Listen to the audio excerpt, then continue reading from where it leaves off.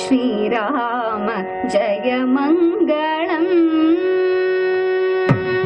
श्रीराम जय मङ्गलम् तिरुगुरुभाग्य सीतापदे मङ्गलम्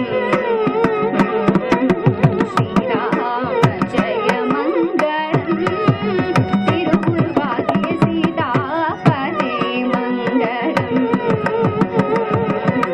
श्रीराम जय मङ्गलम्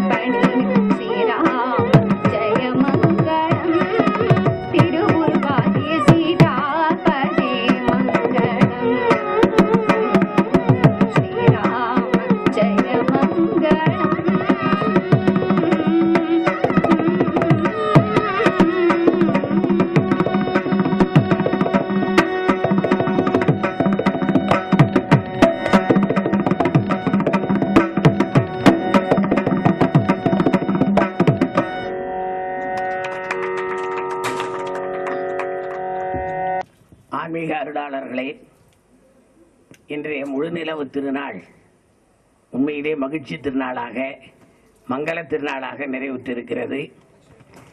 அதிகாலை கணபதி ஹோமம், சீதலாதேவி மூலமந்திர ஜப ஹோமத்தோடு தொடங்கி அற்புதமான முறையிலே அம்பிகைக்கு முழுக்காட்டு திருவிழா என்று சொல்லப்படுகின்ற விசேஷ அபிஷேக தீபாராதனைகளெல்லாம் நடைபெற்று மாலையிலே எல்லோரும் கண்கொள்ளா காட்சியாக நிறைமணி அலங்காரமாக சந்தன காப்பு அலங்காரத்திலே காட்சியளிக்கின்றாள். கருத்தரங்கு நிகழ்ச்சியாக வைத்து கருத்தரங்கு நிகழ்ச்சியிலே யாதுமாகி நின்றாய் என்ற ஒரு தலைப்பிலே இன்றைய தினத்திலே புதுமையாக இந்த அம்பிகையை பற்றி நாம் சிந்தித்தோம். அதிலே ஒரு பேச்சாளர் வரவில்லையே என்ற ஒரு குறை உண்மையிலே இருந்தது. வணக்கத்திற்குரிய கவிதாயினி தாரா கணேசன் அவர்கள் தந்தையாரருடைய இட்ட கட்டளைப்படி இந்த ஆலயத்திற்கு எந்த காலத்தில் எப்பொழுது கூப்பிட்டாலும் வருகை தந்து, அவர்கள் ஆங்கில பேராசிரியராக இருந்தவர்கள் தற்போது ஐஐடி நிறுவனத்திலே பணியாற்றி கொண்டிருக்கிறார்கள். இன்றைய தினம் வெளிநாட்டு வருகை அன்பர்களால் சிறிது நேரம் காலதாமதமாக இருந்தாலும் நிகழ்ச்சியை கட்டாயம் வந்து கலந்து கொள்ள வேண்டும் என்பதற்காக நம்ம அன்பு வேண்டுகோளுக்கு இணங்கும் மாமாவினுடைய கட்டளைக்காக அவர்கள் வந்து வருகை தந்திருக்கிறார்கள். இவர்களுக்கு இப்பொழுது ஒரு பாராட்டுரை சொல்லி அதை யாதுமாகி நின்றாய் என்கின்ற சீதலாவினுடைய ஒரு செய்தியை சொல்லி அவர்களுக்கு நன்றி உரை தெரிவிப்பதற்காக அவர்களை மேடைக்கு அன்போடு அழைக்கின்றோம். உண்மையிலேயே நாம் எழுதுகின்ற பொழுது ஒவ்வொரு ஆண்டும் இந்த நிகழ்ச்சிக்கான அறிவிப்பு பத்திரிகை எழுதுகின்ற பணி என்னுடைய பணி. அதில் வாணி வெங்கடேஷ் தேனிசை விருந்து என்று ஒரு வார்த்தை போட்டோம். உண்மையிலே வந்து அவர்கள் கேள்விப்பட்டு அந்த குரல் வந்து தேனிசை என்ற வார்த்தை உண்மையிலே தேனாகவே இனித்தது. நாம் தேன் என்று சுவையை மட்டும் சொல்வதல்ல. எங்கள் பகுதியில் இருக்கக்கூடிய பேராசிரியர் ஈசன் அவர்கள் ஒரு வார்த்தையை சொல்லுவார், பக்கத்திலே வாசிக்கக்கூடியவர்கள் எல்லாம் சுகமாக இருந்தால்தான் அந்த பாடுகின்றவருடைய பாடல் வந்து எடுபடும் என்று சொல்வார். ஆனால் உண்மையிலே இவர்கள் ஆதரசிய தம்பதிகளாக இருக்கக்கூடியவர்கள், பாடிய வாணியினுடைய கணவராக இருக்கக்கூடிய வெங்கடேஷ் ரொம்ப அற்புதமான முறையிலே உமையாள்புரம் சிவராமன் அவர்களுடைய பயின்ற அற்புதமானவர். மிக அழகான முறையிலே தன்னுடைய இல்ல துணைவிக்கு வாசிப்பு ரொம்ப இனிமையாக இன்பமாக இருந்தது. அதனால்தான் காளிதாசன் அவர்கள் ஒரு ஸ்லோகத்தை சொல்லுகின்ற பொழுது வாகர்தா இவ சம்பிரக்தோ வாகர்த பிரதிபக்தியே ஜெகதோ பிதரோ வந்தே பார்வதி பரமேஸ்வரா என்று சொல்வது போல இந்த தம்பதிகள் பார்வதி பரமேஸ்வருடைய திருவருளாலும் சீதலாதேவி திருவருளாலும் அந்த தேனிசை குரலால் அவர்கள் வையத்தில் நீடு வாழ வேண்டும் என்று மனமாக பிரார்த்திக்கின்றோம். வயலின் வாசித்த வணக்கத்திற்குரிய அம்பிகை ஸ்ரீவித்யா அவர்களையும் நெஞ்சார பாராட்டுகின்றோம்.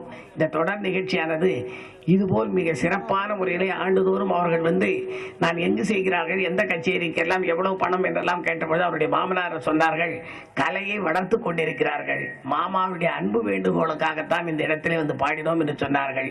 உங்களுடைய அன்பு வேண்டுகோள், உங்களுடைய கலைகளை தமிழகம் மட்டுமல்ல உலகம் முழுவதற்கும் இந்த கலை வந்து முடக்காது. என்ன தேன் தமிழ் பாடலை சொல்வதா, இல்லை குறையொன்றும் இல்லையை பற்றி சொல்வதா, ராம் ராம் பாடலை பற்றி சொல்வதா, எந்த பாடலை சொல்லி மேற்கோள் காட்டி இது இவ்வளவு சிறப்பாக இருந்தது என்று சொல்வது, எல்லா பாடல்களுமே உண்மையாக தேனாக இனித்தது.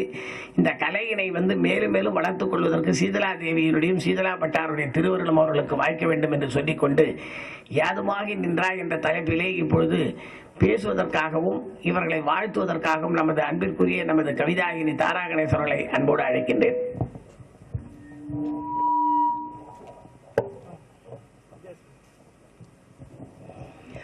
எல்லோருக்கும் வணக்கம். ப்ரோக்ராம்க்கு கொஞ்சம் லேட்டாக வந்துட்டேன். அது எல்லாத்தையும் தாண்டி ஃபர்ஸ்ட் ஆஃப் ஆல் அப்பாலஜிஸ். ரொம்ப பேடான ஒரு காஃப் இருக்கிறதுனால, சைனசிட்டிஸ்னால அதிகமாகவும் பேச முடியல என்னால். மாமாவோட வேண்டுகோளுக்கு தலை வணங்காமல் எப்பவுமே இருக்க முடியாது. ஏன்னா அவ்வளவு அவர் அன்பினுடைய ஸ்வரூபம். அவர் என் நாட்டுக்கு தேடி வந்து பத்திரிக்கை கொடுக்கக்கூடிய இவ்வளவு பெரிய குருவுக்காக நான் என்னுடைய மிக தலை வணங்கி என்னுடைய நமஸ்காரங்களை தெரிவிச்சுக்கிறேன் அவருக்கு. இத்தனை வருஷமா இந்த மடிப்பாக்கத்துக்கு மிகப்பெரிய தன்னுடைய அருள் ஆசியை அவரும் சீதலாதேவியும் வழங்கி கொண்டிருக்கிறார்கள். அதாவது சொல்லுவா மனுஷ தேவரூபாயா அப்படின்னு. இங்க இருக்கிற தேவியினுடைய அந்த ஸ்வரூபத்தை தான் நம்ம இங்க நம்ம குரு கிட்ட நம்ம இங்க பார்க்குறோம். அது எங்களுக்கெல்லாம் ரொம்ப கொடுத்து வச்சிருக்கு. அவர் எங்களுடைய ஃபேமிலியில ஒருத்தர் மாதிரி இருக்கார். யாதுமாகி நின்றாய் காளி, யாதுமாகி நின்றாய், அந்த ஒரு அற்புதமான ஒரு தலைப்பை வந்து எனக்கு அவர் கொடுத்துருக்காரு. காளி அப்படின்னு சொன்னாலே அது வந்து ஒரு பயங்கரமான ஒரு ஸ்வரூபம். வீட்டில் கூட வந்து காளியினுடைய படத்தை வந்து மாட்டிக்கிறது இல்லை யாருமே. ஐயோ அது பயங்கரமான ஸ்வரூபமா இருக்கு, அதை வந்து வீட்டில் மாட்டக்கூடாது அப்படின்னு ஜென்ரலா வந்து சொல்லுவார். சக்தி வழிபாடு ஆரம்பித்த காலத்திலிருந்து காளியினுடைய ஸ்வரூபம் வந்து இப்படி ஒரு பயங்கரமானதா சித்தரிக்கப்பட்டிருக்கு. காரணம் என்னன்னா, அது பெண்மை தாய்மையினுடைய ஸ்வரூபம்தான். ஆனா ஒரு பெண்மை பொங்கி எழும் பொழுது அவளால எந்த ஒரு விஷயத்தையும் சாதிச்சிட முடியுங்கிற மாதிரி ஒரு மிக பெரிய ஸ்வரூபமா அவ மாறிடுறா. ஒரு ஆணை பெற்றெடுத்து கொடுக்கக்கூடிய ஒருவள் வந்து பெண் தான். ஆண் யாராக இருந்தாலும் பெண் இல்லாம ஆண் கிடையாது, ஆண் இல்லாமல் பெண் கிடையாதுங்கிறது தான் இந்த சக்தியா வந்து நம்ம பார்க்கிறோம். அதனாலதான் வந்துட்டு அர்த்தநாரீஸ்வரமாக பாதி பாகத்தில் தன்னுடைய பெண்ணை தாங்கி கொண்டு சிவபெருமான் நிற்கிறார். காளியை இவ்வளவு பயங்கரமான ஒரு ஸ்வரூபமா நம்ம பண்ணியிருந்தா கூட அவளுடைய விரிந்த அந்த சடையானது எதை காட்டுகிறது அப்படின்னு சொன்னாக்க, அவள் ஒரு பரம்பொருள், உலகம் ஃபுல்லாக நிறைந்திருக்கிறாள், எல்லா இடத்திலும் நிறைந்திருக்கிறாள் காமிக்கிறது தான் பறந்து விரிந்திருக்கின்ற அந்த கூந்தல் வந்து காட்டுறது. அது பயங்கர ஸ்வரூபம் அல்ல. சில கோவில்கள்ல சில இடங்கள்ல நீங்க பார்க்கும் பொழுது காளியை வந்து ஆடை இல்லாமல் சித்தரிச்சிருப்பாங்க.